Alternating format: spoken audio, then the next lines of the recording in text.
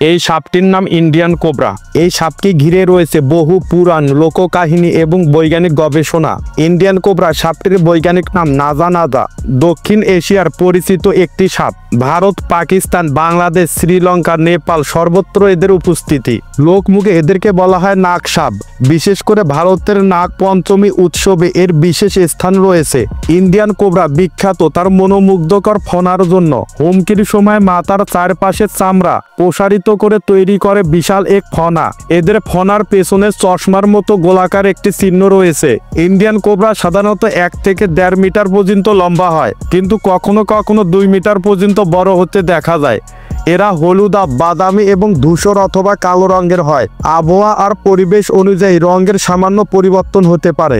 Indian cobra এর বিষ প্রধানত নিউরোটক্সিক, অর্থাৎ সরাসরি আঘাত করে স্নায়ু এবং শিরায়। কামড়ের কয়েক মিনিটের মধ্যে শিকার পক্ষাঘাতগ্রস্ত হয়ে পড়ে।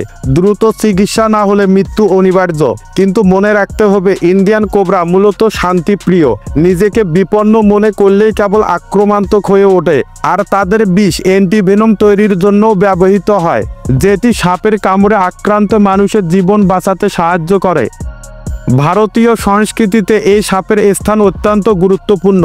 হিন্দু ধর্মে এটি শিবের গলায় দেখা যায়। এটি জঙ্গল থেকে শহর, খামার থেকে খোলা মাঠ সবখানেই নিজেকে মানিয়ে নিতে পারে। পুরনো ইঁদুরের গর্ত, গাছের গোড়া, পরিত্যক্ত ভবন কিংবা কাঠের স্তূপ সবখানে এরা আশ্রয় খুঁজে বসবাস করতে পারে।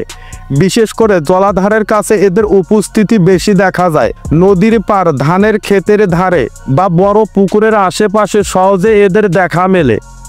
এরা সম্পূর্ণ মাংসাশী প্রাণী। প্রধান খাদ্য ছোট স্তন্যপায়ী প্রাণী, যেমন ইঁদুর, ব্যাঙ, ছোট পাখি, টিকটিকি, এমনকি প্রয়োজনে অন্য সাপকেও খেয়ে ফেলে।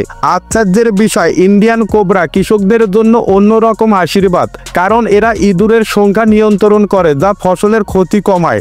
ইন্ডিয়ান কোবরা ডিম পাড়ে বছরে একবার, সাধারণত মার্চ থেকে জুলাই মাসের মধ্যে। মা সাপ ডিম পাড়ে। ডিমের সংখ্যা 10 থেকে 30টি পর্যন্ত হয়।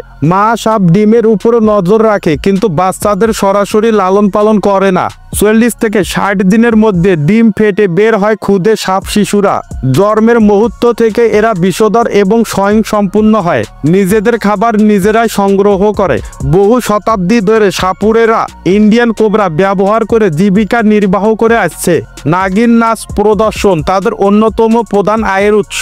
কিন্তু বাস্তবে সাপ বাঁশির সুর শুনে নাচে না, কারণ সাপের কানে কোনো শ্রবণ শক্তি নেই। তারা বাঁশির নড়াচড়া দেখে এবং সাপুরের দেহভঙ্গির সাথে তাল মিলিয়ে চলে, যা দেখতে অনেকটা নাচের মতো লাগে।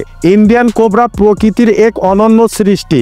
এই সাপ নিয়ে মানুষের ভয় থাকা স্বাভাবিক, কিন্তু এই সাপটি অমূল্য ভূমিকা রাখে প্রকৃতির ভারসাম্য রক্ষায়। ইন্ডিয়ান কোবরা কখনো বিনা কারণে আক্রমণ করে না। মানুষ যদি সচেতন থাকে এবং দূরত্ব বজায় রাখে, তবে মানুষ এই সাপের কামড়ের হাত থেকে বাঁচতে পারে।